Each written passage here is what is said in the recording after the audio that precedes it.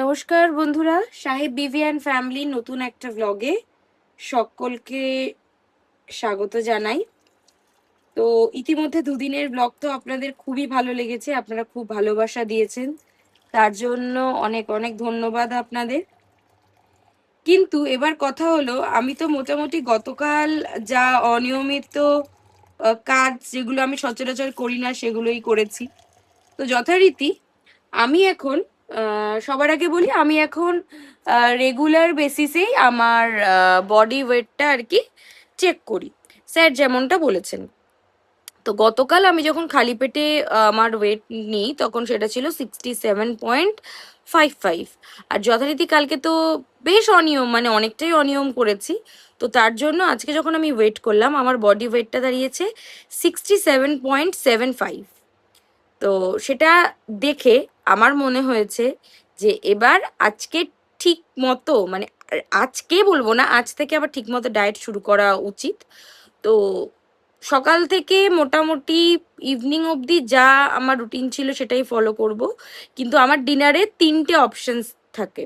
তো অলরেডি আমি আগের দিন একটা অপশনস দেখিয়েছিলাম যে আমি কি খাই, তো আজকে আরও একটা অপশনস আমি দেখাবো যেটা আমি ডিনারে খাবো। তো সেটা কি, ওটা ধাপে ধাপে দেখাবো।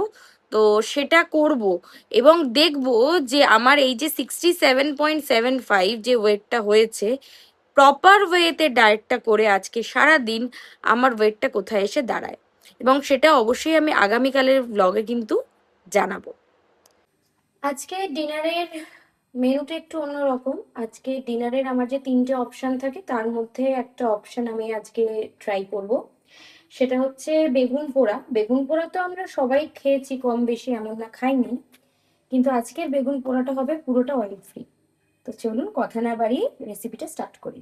বেগুন পোড়ার সাথে থাকবে 80 গ্রাম আটার রুটি, যেটা দিয়ে মোটামুটি পাতলা পাতলা দুটো রুটি আরামসে হয়ে যাবে। অয়েল ফ্রি বেগুন পোড়ার জন্য সবার আগে বেগুনটাকে ভালো করে পুড়িয়ে নিতে হবে এপিট ওপিট করে। এটা আপনারা যেভাবে ইচ্ছা পোড়াতে পারেন, কোনো সমস্যা নেই। আমরা আপাতত গ্যাসের মধ্যে এই রুটি ছাকার যে ছাঁকনি সেটার সাহায্যে বেগুনটাকে ভালো করে পুড়িয়ে নিচ্ছি। এইদিকে আটাটাও মাখা হয়ে গেছে এবং 80 গ্রাম আটা দিয়ে দুটো কিন্তু বড় বড় বেশ রুটি লেচি করা হয়ে গেছে। তো এই যে বেগুনটাকে এরকম ভাবে পরিষ্কার করে ছাড়িয়ে নিতে হবে, যে যেমন ভাবে ছাড়াতে পছন্দ করে। ছাড়ানোর পর তারপরে এখানে অ্যাড করা হবে পেঁয়াজ, টমেটো, ধনেপাতা, আর যে যেমন ঝাল খাবেন সেই অনুযায়ী এখানে লঙ্কা অ্যাড করতে হবে। যা যা উপকরণ দেখালাম সেগুলো সাথে পরিমাণ মতো নুন দিয়ে এবার বেগুনটাকে ভালো করে মেখে নিলেই রেডি হয়ে যাবে কিন্তু আমাদের অয়েল ফ্রি বেগুন পোড়া। রুটি আর বেগুন পোড়া এর সাথেও থাকবে আর একটা জিনিস। ডিনার রেডি হয়ে গেছে, রুটি বেগুন পোড়া সাথে যেটা বললাম ডিনারে আজকে এক্সট্রা, সেটা হচ্ছে 150 গ্রাম টক দই, তার সাথে রয়েছে 10 গ্রাম পামকিন সিডস। তো আমি দইয়ের সাথে এটাকে মিক্সড করে আজকে খাবো। তো দেখা হচ্ছে খুব তাড়াতাড়ি নতুন আরেকটা ভিডিও নিয়ে।